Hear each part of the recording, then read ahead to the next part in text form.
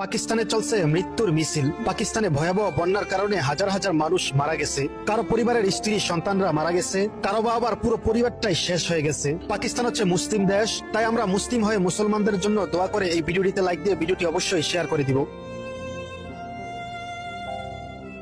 পাকিস্তানের এই বন্যা সরাসরি আসমান থেকে ভেঙে আসলো, যা ভাবতে গেলেই গা শিহরে ওঠে। আল্লাহ আবারও প্রমাণ করলো, আল্লাহ চাইলে মিনিটের মধ্যে সারা পৃথিবীকে সাগর বানিয়ে দিতে পারে। তবুও আমাদের কত অহংকার, তাই না?